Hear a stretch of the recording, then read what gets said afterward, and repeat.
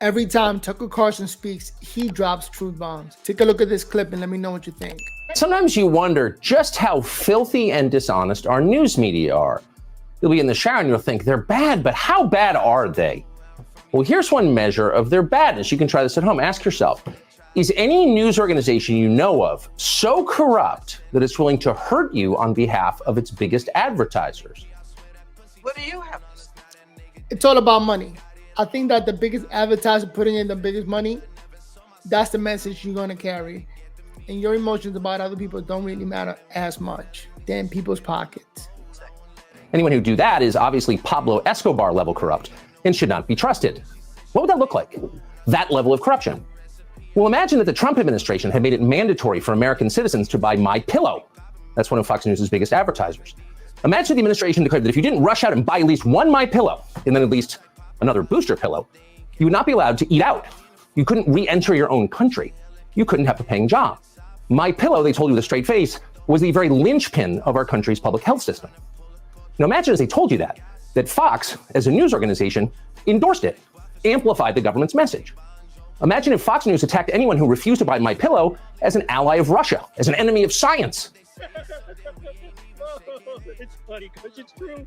And then imagine that Fox kept up those libelous attacks even as evidence mounted that MyPillow caused heart attacks, fertility problems, and death. If Fox News did that, what would you think of Fox News? Would you trust us? Of course you wouldn't. You would know that we were liars.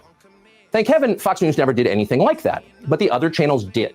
The other channels took hundreds of millions of dollars from big pharma companies, and then they shilled for their sketchy products on the air. And as they did that, they maligned anyone who was skeptical of those products. At the very least, this was a moral crime. It was disgusting, but it was universal. It happened across the American news media. They all did it. So at this point, the question isn't who in public life is corrupt, too many to count. The question is, who is telling the truth? Well, write your comments below. What do you think? Do you agree with Tucker? Considering what's happening in Ukraine, a topic most of us don't know much about because the details are not reported. It was a year ago that every media outlet in the United States, from USA Today to the New York Times, told you it was a dangerous conspiracy theory to believe the US government had ever funded secret biolabs in Ukraine. And then one day, in sworn testimony, Toria Nuland of the State Department accidentally admitted that it was true.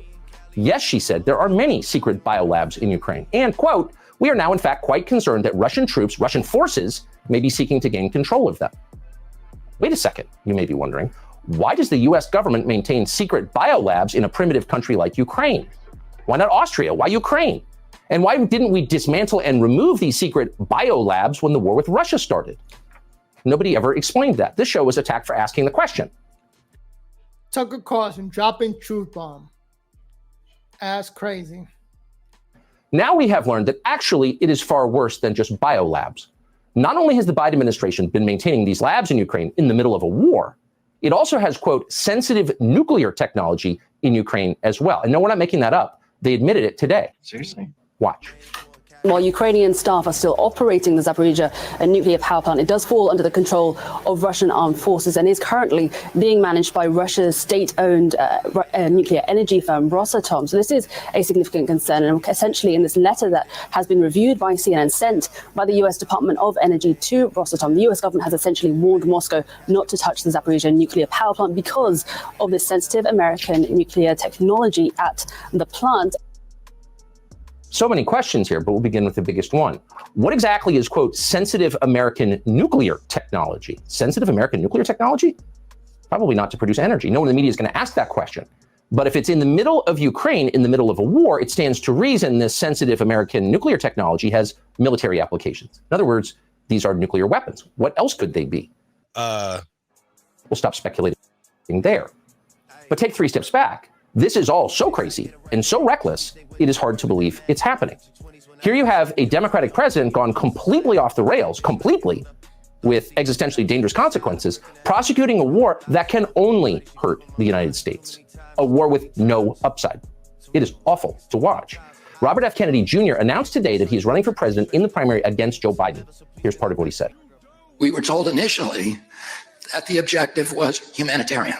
Many of the steps that we've taken in the Ukraine have seemed to indicate that our interest is in prolonging the war rather than shortening it. So if those are our objectives, to have regime change and exhaust the Russians, that is completely antithetical to a humanitarian mission. If it's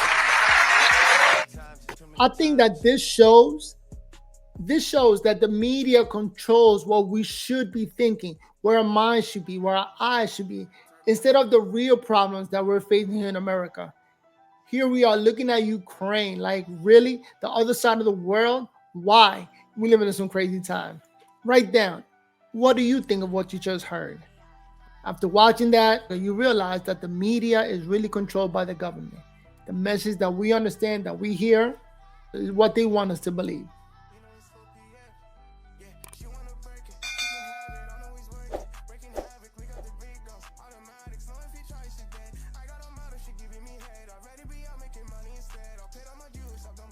If you don't agree with Tucker Carlson, go ahead and comment below. Write it down. Be verbal on life. We got to be verbal. 2024, we have to put our ideas out there. All right?